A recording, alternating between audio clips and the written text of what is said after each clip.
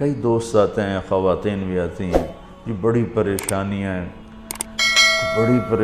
ہیں، سب کچھ ہے، بڑی پریشانی ہے۔ میں نے کہا بی بی آپ امتحان دے رہی ہیں، ایگزامینیشن ہال میں آپ کے لیے کوئی ریفریشمنٹ تو نہیں ہوتی، بلکہ آپ کو خود بخود پھڈے میں ڈالا جاتا ہے، اچھی خاصی آسان چیز کو الٹا سیدھا کر کے پیش کر دیا جاتا ہے۔ ہم سب بمین 7 ارب انسانوں کے ہم پیپر دے رہے ہیں، ہم امتحان گاہ میں بیٹھے ہیں۔ یہ آئیڈیل ہوم نہ بن سکتا ہے، نہ بنے گا، نہ بنانے والے نے اسے آئیڈیل ہوم بنایا ہے۔ یہ ہم دیوانے ہیں کہ چند سالہ زندگی میں اس کو آئیڈیل ہوم بنانا چاہتے ہیں۔ گزرگاہ ہے، مسافر خانہ ہے، اور اس پر زائد کیا ہے، لِيَبْلُوَكُمْ أَيُّكُمْ أَحْسَنُ عَمَلًا، کہ اس نے اس لیے ہمیں پیدا کیا ہے کہ ہمیں دیکھنا چاہتا ہے کہ اپنے عمل کو خوبصورت کون بناتا ہے اور دنیا کے ٹھیکروں پہ کون بک جاتا ہے، اپنی شخصیت کو کون بناتا ہے اور چیزوں پر کون بک جاتا ہے۔ یہ پیپر ہو رہا ہے۔ اب وہ پیپر کیسے حل کرنا ہے، یہ علم ہمارے پاس کوئی نہیں ہے۔ اس کے لیے 1,24,000 انبیاء کو اللہ نے بھیجا کہ جاؤ انہیں بتاؤ کہ پیپر حل کیسے کرنا۔ تو سب سے آخر میں اللہ نے جناب رسول اللہ صلی اللہ تعالی علیہ وسلم کو دنیا میں مبعوث فرمایا، آخری کتاب، آخری نبی، آخری رسول۔ تو آپ کا مشن بھی یہی تھا کہ زندگی کیسے گزارنی ہے۔ پچھلی کتابوں سے اب چونکہ آپ وجہ کائنات ہیں، ابو ہریرہ نے ایک دفعہ آپ سے پوچھا یا رسول اللہ آپ کو نبوت کب ملی تھی؟ تو ابھی ربیع الاول گزرا ہے، گزر رہا ہے، تو 2-3-4 دن باقی ہیں۔ ہم کتنے جلسے ہوتے رہے، اس میں آپ یہ اس تاریخ کو پیدا ہوئے، اس تاریخ کو انتقال فرمایا، 40 سال کی عمر میں نبوت ملی، 63 سال جو عمر میں انتقال فرمایا۔ اپنے نبی کا جواب سنیں، یا رسول اللہ آپ کو نبوت کب ملی؟ تو کیا جواب ہے؟ 40 سال۔ کتابی جواب جو میں ڈھونڈ کے آپ کو بتا رہا ہوں، 40 سال 6 مہینے 10 دن۔ اور یہ کیلکولیشن ہے محرم، صفر، ربیع الاول کے لحاظ سے، دسمبر، جنوری، فروری کے لحاظ سے نہیں، اس لحاظ سے عمر اور کم ہوگی۔ 40 سال 6 ماہ 10 دن۔ تو یہ تو کیلکولیٹڈ جواب تھا، تو آپ یہ جواب آپ نہ دیتے، آپ فرماتے ابو ہریرہ 40 سال کی عمر میں نبی بنا، لیکن میرے نبی نے جواب کیا دیا؟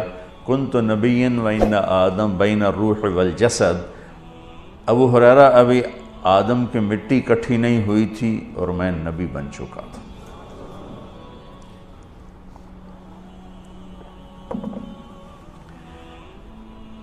تو اب تو وجہ کائنات ہے۔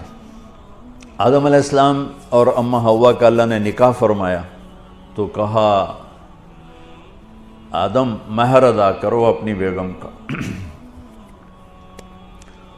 کہنے کہ جی کیا ادا کرو؟ تو نکاح تو جنت میں ہو رہا ہے، جنت سونے چاندی سے بھری پڑی ہے، تو اللہ کہتا تھا اتنا زیور ڈال دو، اتنا سونا دے دو۔ میرے اللہ نے کہا آدم آپ کی نسل میں میرے آخری نبی آئیں گے، ان پہ ایک درود پڑھ دے، بس یہی مہر ہے، یہی مہر ہے۔ تو اس سے اور تھوڑا پیچھے چلے جائیں، میرے نبی نے فرمایا کہ اللہ تعالیٰ نے پیدائش کائنات، پیدائش آدم نہیں، پیدائش آدم تو بہت تھوڑی عمر ہے، پیدائش کائنات کو 25-30 ارب سال ہو چکے ہیں۔ پیدائش کائنات سے 1000 سال پہلے اللہ تعالیٰ نے سورہ یاسین کی تلاوت فرمائی۔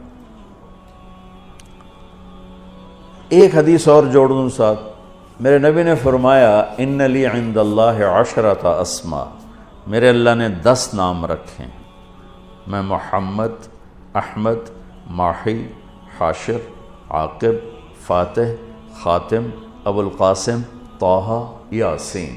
یہ آپ نے ایک ہی روایت میں، ایک حدیث میں آپ نے اپنے 10 نام بتائے۔ ویسے تو آپ کے صفات کے ساتھ آپ کے صفاتی نام بھی بے شمار ہیں۔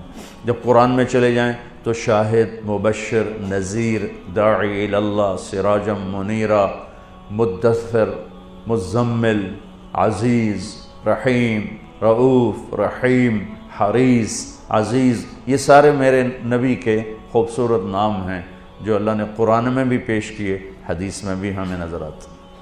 اس میں ایک نام ہے آخری، یاسین۔ کیا ہے؟ بولیں۔ اب سنیں، میرے نبی نے فرمایا اللہ نے کائنات کو پیدا کرنے سے 1000 سال پہلے سورہ یاسین کی تلاوت فرمائی۔ سورہ یاسین، سورہ یاسین کو قرآن کا دل کہا جاتا ہے، صرف پہلی 3 آیات کی وجہ سے قرآن کا دل ہے، باقی مضامین تو وہی ہیں جو پورے قرآن میں ہیں، لیکن پہلے 2-3 جملے وہ ہیں جو پورے قرآن میں دہرائے نہیں گئے۔ یاسین، اب آپ اپنے نبی کا نام ذہن میں رکھیں، میرا اللہ کہہ رہا ہے یاسین، اور یہ تلاوت ہو رہی ہے پیدائش کائنات سے 1000 سال پہلے۔